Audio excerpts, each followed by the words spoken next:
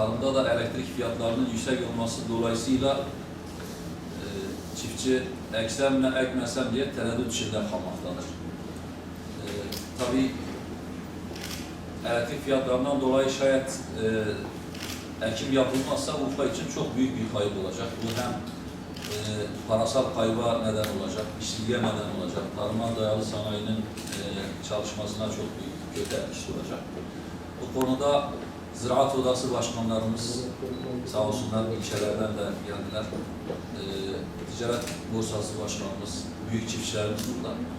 Biz burada beraber görüşüp çiftçinin de ödeyebileceği bir rakam üzerinde tartıştık, anlaştık.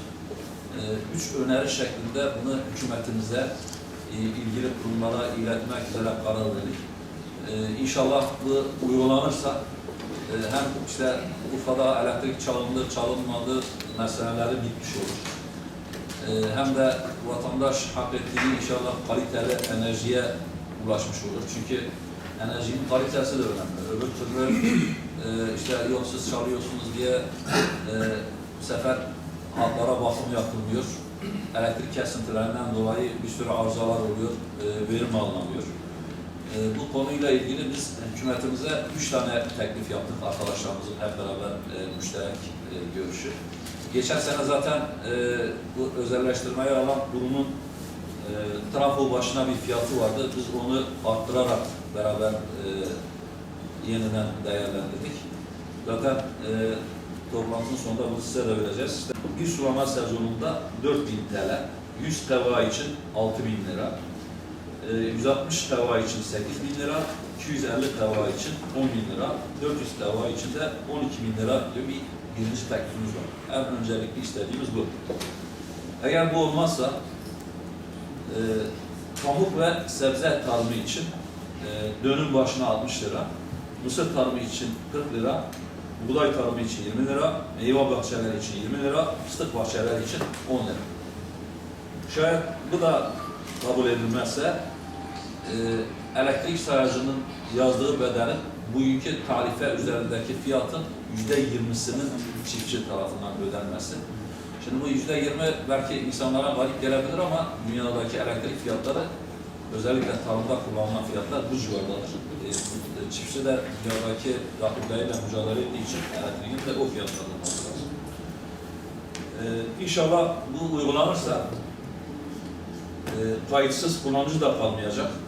Elektriğin kayıp kaçağı da önlenmiş olacak.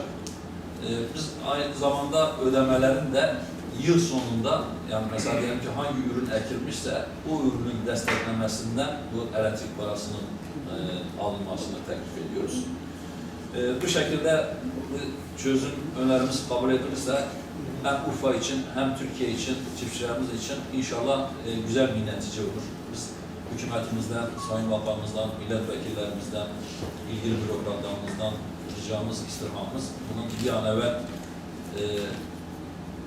gerçekleştirilmesi. Çünkü geciken her gün çiftçi işte eksen ve ekmesen ve diye tereddüt ediyor. Bu zaman kaybı, bunun bir an evvel gerçekleştirilmesi lazım, karar verilmesi lazım.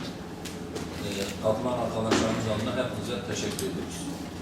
Ve Anadolu Jet sabah Ankara seferlerini 1 Haziran'dan itibaren kaldırıyor.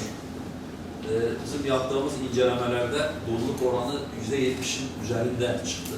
Yani %70'in üzerinde doluluk oranı olmasına rağmen bunun kaldırılması doğru değil. Şanlıurfa'mız 1.800.000'i geçen nüfusuyla, günden güne artan turist sayısıyla, yurt dışından gerek yurt içinden gelen iş adamlarıyla bundan daha fazla sefer hak ediyor. Biz hatta bu Ankara seferlerinin günde 3 sefere çıkarılması için daha önce bir talebimiz olmuştu. Bunun teke düşürülmesi Urfa'ya çok büyük zarar verecektir. Buradaki bütün arkadaşlarımız adına biz bunun bir an evvel düzeltilmesini istiyoruz. Bu konuyla ilgili de eli gücü yeten herkesin girişimde bulunmasını istiyoruz. Çünkü ne kadar memleketimize sahip çıkarsam inşallah memleketimizin kazanımları yerinden kalacak. Öbür türlü ağlamayana meme yok misali elimizde olan da gidecek.